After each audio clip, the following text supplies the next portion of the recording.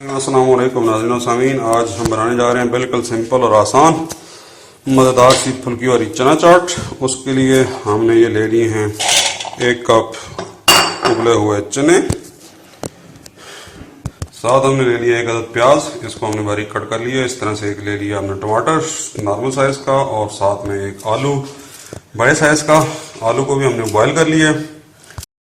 ये जी हम प्याज, टमाटर और उबला हुआ आलू, इसको हम शामिल कर देंगे चनों के अंदर। इनको कर लेंगे हम मिक्स, और इसके साथ हमने ले ली है फुल्की। ये भी है 1 कप। इनको हमने पानी में भिगो के रखा है, उससे ये बिल्कुल नरम भी हो जाती हैं और साइज़ में बड़ी भी हो जाती हैं। तो ये अहम बात है, ये ना हो कि आप खुश्क फुल्कियाँ डाल दें अंदर और फिर कहें कि ये है चाट के अंदर सख्त।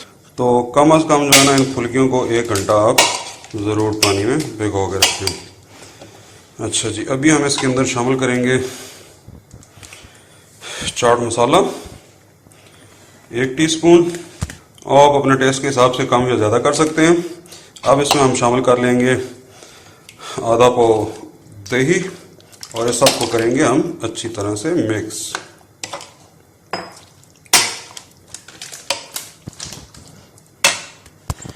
तो ये जी हमारी बेहतरीन सी मज़ेदार सी फुल्की वाली चना चाट तैयार है। अब थोड़ी सी गार्निशिंग के लिए इसके अंदर हल्का सा सब्ज़ धनिया काट के आप डाल दें, और अगर आप चाहें तो आप आधा लीमू भी इसके अंदर शामिल कर सकते हैं। वैसे तो हमने इसके अंदर दही शामिल किया हुआ है, लेकिन लीमू डालने से थोड़ा सा टेस्ट ऐड ऑन हो जाता है। अगर आप नहीं लीमू पसंद करते तो आप इसमें मत डालें। तो नेक्स्ट टाइम मिलते हैं किसी नई रेसिपी के साथ। तब तक के लिए अल्लाह हाफिज़। अस्सलाम वालेकुम वरहमतुल्लाहि वबरकातुहू।